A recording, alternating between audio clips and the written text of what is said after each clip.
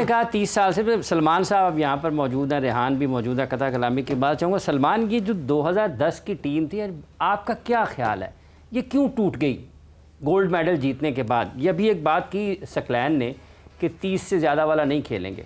वो तो ये भी कहा गया कि मैनेजर और सेक्रेटरी को बैक वक्त ये दो ओहदों पर नहीं होना चाहिए, सेक्रेटरी को मैनेजर नहीं होना चाहिए, लेकिन फिर बाद में सेक्रेटरी मैनेजर भी बने। 10 साल 20 साल पहले वो उस पर एतराज़ करते रहे। टीम क्यों टूटी आपकी 2010 की? उसका नुकसान क्या हुआ? उसका नुकसान सबसे पहले जो है वो ये हुआ कि आपको उसके बाद एक टीम ही नहीं मिली। हम वही टीम थे 2010 में जिन्होंने सबसे पहले ओलंपिक्स के लिए डायरेक्ट क्वालिफाई कर लिया था। तो उसकी टीम टूटने की वजह सिर्फ और सिर्फ ये थी कि उस मैनेजमेंट में मिशेल के साथ जो लोकल मैनेजमेंट थी उसमें जो लोग थे दे वर नॉट हैप्पी कि वो फ्रंट पे नहीं आ रहे और प्लेयर्स की ज़्यादा बात की जा रही है और एक गोरे कोच को लाइमलाइट मिल रही है। तो उन्होंने जो बैकग्राउंड में पॉलिटिक्स खेली वो मुझे भी पता है, रेहान को भी पता है, हम टीम में थे तब। एंड आप देखें कि उसके बाद जब मिशेल को जिस तरह से निकाला गया, टीम तोड़ी गई, मिशेल को निकाला गया और वही लोग फिर पावर में आए कोचिंग स्टाफ में। तो ये वो माइंडसेट है जिसकी वजह से पाकिस्तान हॉकी का ये हाल हुआ है। एक अच्छी वाली टीम बनी हुई थी, हमने बड़ी उसी साल में हम वर्ल्ड कप में लास्ट बॉटम भी हमने फिनिश किया था। उसके बाद से रीबिल्ड किया हमने, दोबारा हम सारे इकट्ठे हुए एंड ऑल दैट, फिर हमने एशियन गेम्स जीती। और लेकिन वो भी इनसे हजम नहीं हुआ। इनकी मुझे जो लगता है कि इनका माइंडसेट ये है कि ये अभी भी अपनी ग्लोरी को ही आगे रखना चाहते हैं। ये आप कभी भी देख लें, कोई भी प्लेयर इंडिविजुअल भी इवन अगर सामने आता है या परफॉर्म करता है तो ये उसका नाम तक भी नहीं लेते हैं। मैंने ऐसे ऐसे कैंप किए हुए, ऐसे ऐसे मैनेजमेंट के साथ काम किया हुआ कि जब मीडिया ग्राउंड पे आता था तो वो कहते थे कि हमने प्लेयर से इंटरव्यू करना है और कोचिंग स्टाफ कहता था कि नहीं आप प्लेयर से नहीं कर सकते, आप हमसे करें। And then they start telling you कि जी हम फलां सन में ये जीते, हम ये जीते, मेरे पास ये मेडल है, मेरे पास वो मेडल है, हम ये करें वो करें।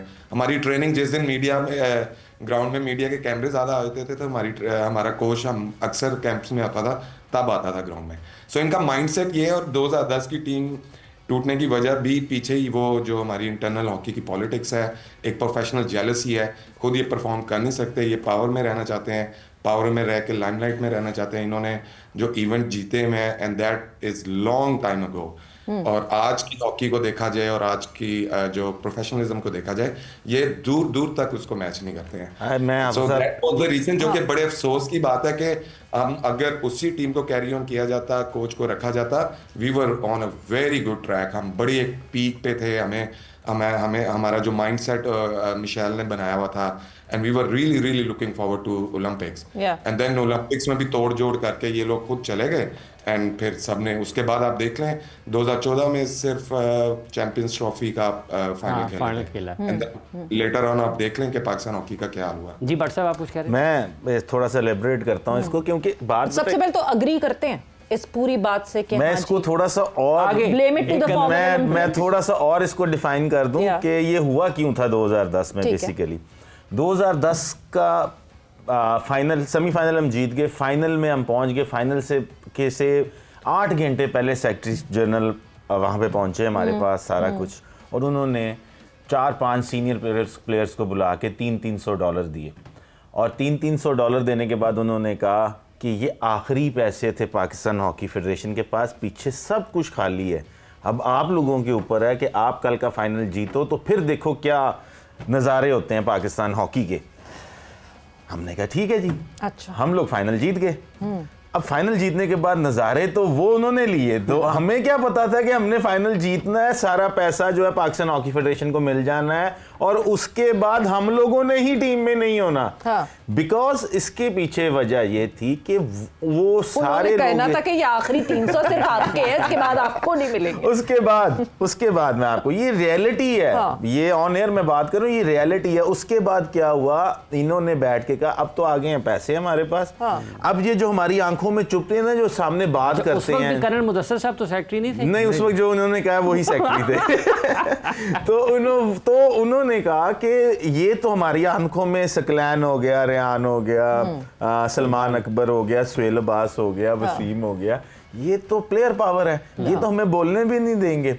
सबसे पहले उन्होंने मिशेल को हटाया, उसके बाद इन 5 प्लेयर्स को टीम में कैंप में भी नहीं बुलाया। मींस के उन्होंने कहा अब हम नई टीम बिल्ड करेंगे 2012 ओलंपिक्स के लिए, अपनी इनसिक्योरिटी की जी। और उसके बाद क्या हुआ, 2012 में इन्हीं सब को वापस रिकॉल किया गया, इन्हीं प्लेयर्स को जब वापस रिकॉल किया गया तो हमारा क्या कसूर था कि हम 1.5 साल इंटरनेशनल हॉकी से दूर रहे, गोल्ड मेडल जीतने के बाद। जी, गोल्ड मेडल जीतने के बाद। और उसके बाद 2012 की टीम में आप यकीन करें सिर्फ वो 2010 की टीम ना टूटती और वो 2012 तक चलती तो कोई बड़ी बात नहीं थी पाकिस्तान ओलंपिक्स का कोई मेडल लेके आता।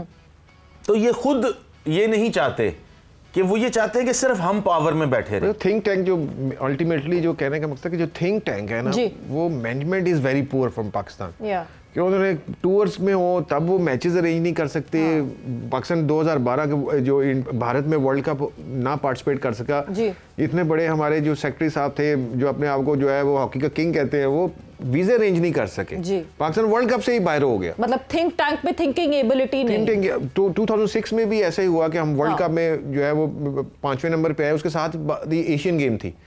तो हमारे जो शनाज शेख साहब थे वो उस वक्त पावर में आ गए और लेके भी हम ही आए गलती से। उस वक्त जो है वो मैनेजमेंट चेंज, तो उन्होंने क्या किया, उन्होंने प्लेयरों को निकाल दिया बीच में से।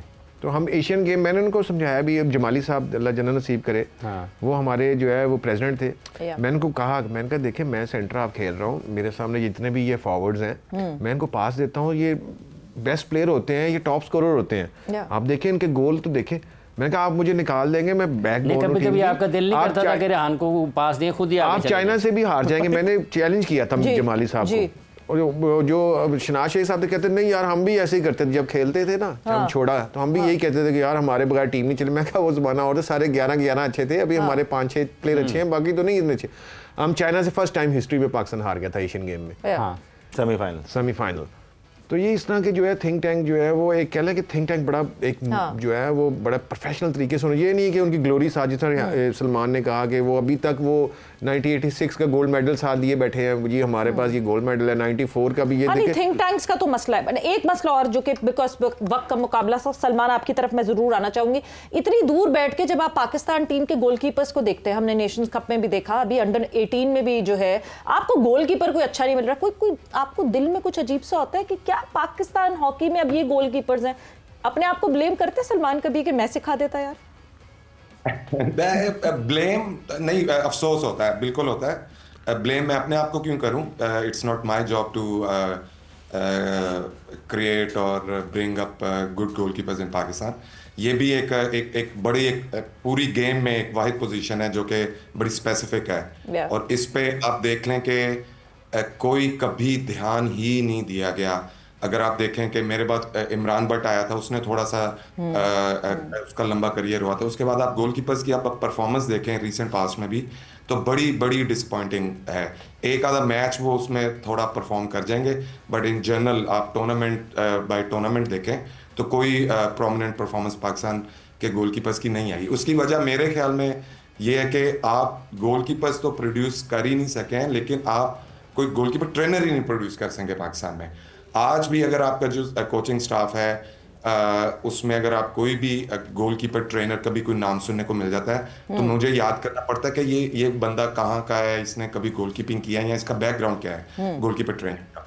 सो ये भी एक फेडरेशन का ही काम है, लेकिन आप कभी देख लें आपको कोई प्रोफेशनल गोलकीपर ट्रेनर पाकिस्तान में कभी भी, जब मैं खेलता था 2004 में रोलन जेनसन आया था, एंड दैट वाज मैं उस साल में मुझे अच्छी तरह से याद है, आई वाज थिंकिंग कि मैं जस्ट क्विट करूं, मेरा कुछ फ्यूचर नहीं मुझे नजर आ रहा था।